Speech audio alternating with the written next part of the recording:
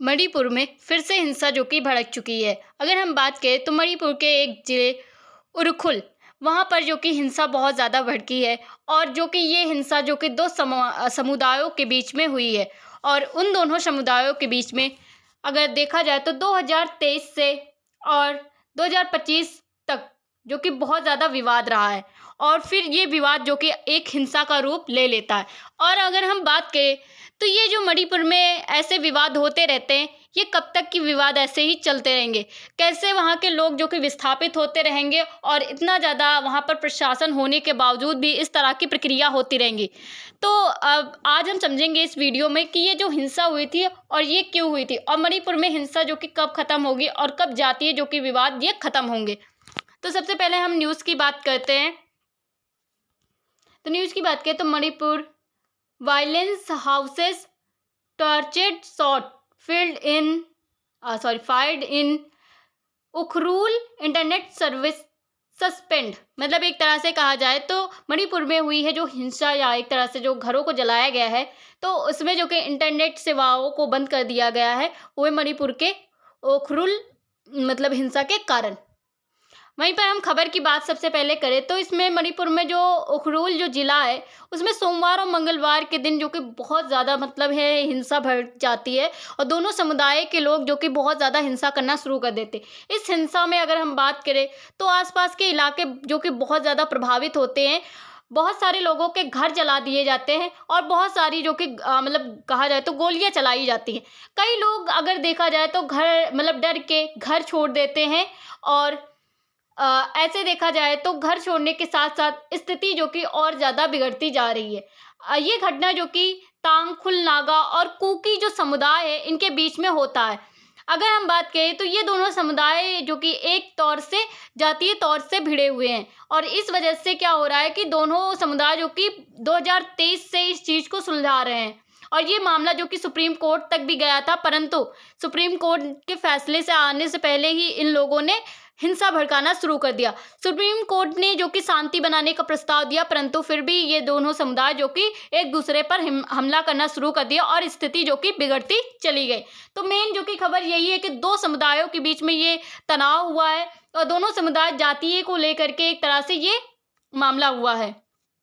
वहीं पर पृष्ठभूमि की बात करें तो मणिपुर में हम बात करें तो बहुत समय से ऐसे विवाद चलते हैं। हम सुनते हैं हमेशा कोई ना कोई बहुत बड़ा विवाद होता है तो मणिपुर में ज़रूर होता है। तो मणिपुर जो कि लंबे समय से एक तरह से कहा जाए तो जातीय और सामाजिक तनाव से बहुत ज़्यादा प्रभावित रहा है। वहाँ के लोग जो कि जातीय और सामाजिक तौर से जो कि एक दूसरे से लड़ते हैं। वहीं पहाड़ी और घाटी जो कि क्षेत्रों के बीच संघर्ष होता है। एक तरह से जो पहाड़ हैं एंड घाटी हैं इनके बीच में जो कि संघर्ष होता है। जैसे पहाड़ की बात करें तो उसमें अन्य समुदाय होता है और घाटी की बात करें वहाँ पर अन्य समुदाय होता है। अब इन दोनों समुदायों के बीच में जाति तौर पर लड़ाइयाँ होती हैं और इस तरह की हिंसाएं हुआ करती हैं। सुरक्षा स्थिति की बात करें तो बहुत बार जो कि स्थिति बहुत ज़्यादा बिगड़ जाती है और इतनी ज़्यादा हिंसा होती है कि बहुत सारे लोग मारे जाते हैं। वहीं प्रशासन लगातार शांति बहाल करने की कोशिश कर रहा है, परंतु ये जो शांति हो ही नहीं रही है। ये दोनों समुदाय जो कि एक दूसरे से लड़ते जा रहे हैं जाति को और सामाजिक तनाव को लेकर के। वहीं पर उखरूल में क्या हुआ है तो उखरूल जो कि ज़िले में कुछ इलाकों में घर को जलाया गया है और कुछ बहुत अंधाधुंध जो कि गोलियां भी चलाई गई हैं और इतना मतलब दहशत बना दिया गया है। तो स्थानीय लोग जो कि अपने घरों को अपने प्रवास को छोड़ करके अन्य जगह पर जा रहे हैं। कई परिवारों ने इलाका ही छोड़ दिया और बहुत जगह पर जो कि चले गए। अब मान लो कि इस तरह की स्थितियाँ होती रहेंगी तो बहुत ज़्यादा ही हिंसा बढ़ती जाएगी। तो ये उखरूल में जो हुआ है ये एक तरह से हिंसा एक चरम सीमा पर पहुंच गई है और इसमें जो कि बहुत सारे लोग मारे भी गए हैं। अगर हम बात करें 358 के आसपास जो कि लोग शायद मारे गए हैं और 300 या 400 के आसपास जो कि धर्मस्थल चर्च या आप कोई भी मतलब स्थल मान सकते हो धर्मस्थल में, तो उनको जलाया गया है और 1100 लोग जो कि कहा जा रहा है कि मतलब घायल हुए हैं और 60,000 के आसपास 60,000 के प्लस अगर हम बात करें तो इतने लोगों ने मतलब अपने प्रवास को छोड़ दिया है। तो इस तरह की वहाँ पर घटनाएं हो रही हैं और वहाँ के आम लोग जो कि इससे बहुत ज़्यादा परेशान होते चले जा रहे हैं। वहीं पर कारण क्या था तो जो उखरूल ज़िले के लिटान जो आसपास के इलाके में ताज़ा हिंसा घटना हुई है और अगर हम इसमें देखें तो सामाजिक और शास्त्रत जो कि तनाव था एक तरह से जो समुदाय थे वो जातीय तौर से लड़ रहे थे, वहीं जवाबी कार्रवाई में फायरिंग की घटनाएं भी हो रही थी। अब ये जातीय तौर से क्या हो रहा था कि जो पहाड़ी वाले एरिया हैं वो चाहते थे कि एसटी जो समाज है या एसटी जो कैटेगरी के लोग हैं, तो वो ना मतलब एक तरह से कोकोई जो कि समुदाय है इसमें जो कि आ जाए, परंतु जो कोकोई समुदाय है उसे डर था कि अगर ये आ गए तो फिर इन्हें आरक्षण मिलेगा, इन्हें भूमि मिलेंगे, इनके बहुत सारी फैसिलिटीज़ मिलेंगी।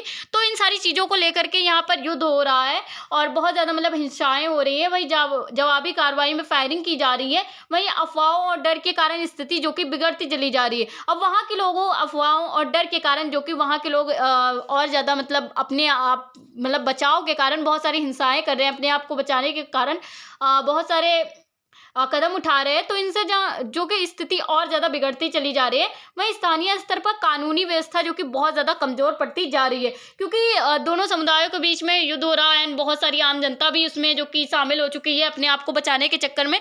तो इससे ना प्रशासन को मतलब कानूनी व्यवस्था जो कि करने में तो बहुत ज़्यादा समस्याएं हो रही हैं और वहाँ पर जो कानूनी व्यवस्था है ये भी जो कि कमज़ोर पड़ती जा रही है।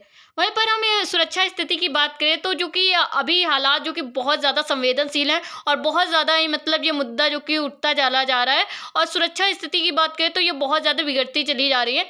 वहीं अतिरिक्त सुरक्षा बलों को भी तैनात किया गया है, मिलिट्री फोर्स या अन्य जो कि टीमों को भी तैनात किया गया है, जिससे कि इस हिंसा को रोका जा सके। वहीं गश्त और जो चेक पॉइंट बढ़ाए गए, गश्त मतलब और चेक पॉइंट का मतलब ये होता है कि जो असंवेदनशील जो एरिया है वहाँ पर चेक करना, और बहुत सारी स्थानीय गाड़ी है और जो हिंसा मतलब जो स्थानीय गाड़ी एंड बहुत सारे लोग जो कि हिंसा करते हैं तो उनको जो कि रोकना। तो इनका उद्देश्य जो कि यही है कि जो हिंसा करा रहे हैं उसको रोकना और जो हिंसा हो रही है इसे रोका जाए। और बहुत सारे जो लोग हैं हिंसा के लिए मतलब एक स्थान से दूसरे स्थान जाते हैं, तो इस सारी चीज़ों की जांच की जाए। और बहुत सारे लोग जो कि बंदूकें और भी बहुत सारे जो कि उपकरण लेकर के आ रहे होंगे हिंसा भड़काने के लिए, तो चेक पॉइंट जैसी चीज़ें लगाई गई हैं। वहीं कानूनी व्यवस्था बनाए रखने की भी कोशिश की गई है जिससे कि हिंसा को रोका जा सके। वहीं पर इंटरनेट सेवाओं का भी निलंबन किया गया, क्योंकि अगर हम देखें तो आज के ज़माने में अगर हिंसा को बढ़ाना है तो इंटरनेट जो कि बहुत ज़्यादा भूमिका निभाता है। आप किसी भी अफ़वाह को आप डाल दो इंटरनेट पे, उसे सच माना जाएगा। तो हिंसा बढ़ाने के लिए इंटरनेट का जो कि बहुत ज़्यादा मतलब इस्तेमाल होता है, इस वजह से इंटरनेट एंड जो भी सुविधाएँ हैं उसे बंद कर दिया गया। सोशल मीडिया का दुरुपयोग होता है, लोग हैं वीडियो डालते हैं और हिंसा जैसी प्रक्रियाएँ करते हैं, तो आस-पास के लोग भी जो कि इसमें मतलब शामिल होते हैं और ये शायद जो कि पूरे भारत में ऐसी हिंसा होना शुरू हो जाता है। तो ये सोशल मीडिया का जो दुरुपयोग होगा उसे बंद कर दिया गया है प्रशासन के द्वारा। प्रशासन का तर्क है कि शांति बनाए रखें और जो भी मतलब समस्या है उसे बैठ करके सुलझाया जाए और गलत सूचनाओं से जो कि बचने की बात कही गई है वहाँ के लोगों को और भारत के भी लोगों को। वहीं पर प्रशासन के क्या कदम है, तो जिला प्रशासन जो कि अलर्ट मोड पर है और लोगों को घरों से निकलने के लिए मना भी किया गया है और ऐसी हिंसा भड़काने वालों को जो कि गिरफ्तार भी किया गया। स्थिति की निरंतर निगरानी भी की जा रही है कि कोई हिंसा ना भड़का सके और किसी भी प्रकार की हिंसाएं ना हो। शांति समिति पर संवाद भी किया जा रहा है कि शांति बनाई जाए दोनों समाजों के बीच में। एक तरह से पहाड़ी और जो पहाड़ी और एक घाटी जो समुदाय हैं उनके बीच में वहीं दोषियों के खिलाफ जो कि कड़ी कार्रवाई का आश्वासन दिया गया कि जो भी इसमें दोषी है उसके खिलाफ जो कि कड़ी कार्रवाई हो और उसे मतलब है हिरासत में लिया जाए और जो भी हिंसा भड़का रहा है उसे भी गिरफ्तार किया जाए। वहीं पर आम लोगों के ऊपर क्या प्रभाव पड़ रहे हैं, तो आम लोग क्या करेंगे कि वो या तो फिर हिंसा को रोकने की कोशिश करेंगे या फिर एक जगह से दूसरी जगह विस्थापित हो जाएंगे।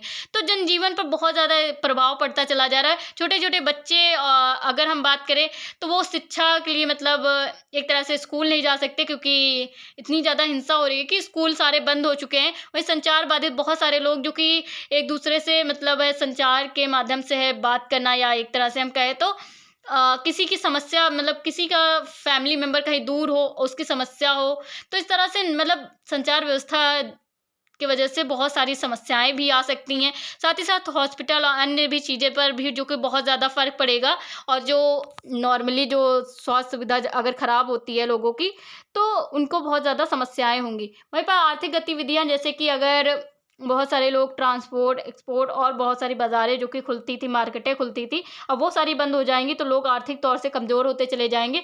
लोगों में जो कि असुरक्षा की भावना बढ़ती चली जा रही है, तो जिससे कि बहुत ज़्यादा ये इंडिया के लिए भी नहीं सही होगा। तो ये जो असुरक्षा जो कि लोगों को मतलब है बनती चली जाएगी और इस तरह से हिंसा होगी तो आम लोग बहुत ज़्यादा परेशान होंगे। तो आम लोगों के लिए तो बहुत ही ज़्यादा ये बुरी कंडीशन है। वहीं पर अगर हम उखरुल की बात करें तो ये घटना जो कि मणिपुर के एक नाजुक स्थिति को बताती है कि मणिपुर बहुत ही ज़्यादा एक तरह से संवेदनशील एरिया है और वहाँ पर सामाजिक चीज़ों को लेकर के या हम कहें तो धार्मिक तौर से लड़ा करते हैं और आम जनता को बहुत ज़्यादा इससे परेशानी होती है। वहीं स्थायी शांति जो कि नहीं बनाई जा रही है और संवाद के द्वारा रोका जा रहा है, विश्वास बहाली किया जा रहा है कि दोनों समुदायों के बीच में विश्वास बनाया जा रहा है। वहीं प्रभावी प्रशासन आवश्यक है एक तरह से, ऐसा प्रशासन जो इनको समझा सके और इस स्थिति को काबू कर सके।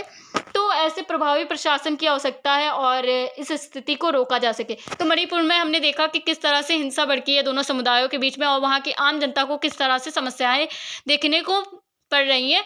और अगर हम बात करें तो जो संचार व्यवस्था बंद की गई है तो ये इस कारण से बंद की गई है कि जिससे जो वहाँ के लोग जो मतलब भड़काने वाले जो हिंसा को भड़काते हैं तो वो सोशल मीडिया के थ्रू जो कि भारत में भी हिंसा ना करा दे। तो इस वजह से ये सारी चीज़ें की गई हैं और मणिपुर जो कि अब फिर से जल रहा है और शायद ये मणिपुर के लिए एक फिर से एक है चैलेंज की तरह देखें तो जो मणिपुर थोड़ा बहुत है एक तरह से डेवलप होता है वो फिर से वैसे ही डाउन चला जाता है। तो मणिपुर एक तरह से धीरे धीरे जो कि खत्म होता चला जा रहा है इस तरह की हिंसाओं से। तो आज के लिए इतनी video. Thank you for watching.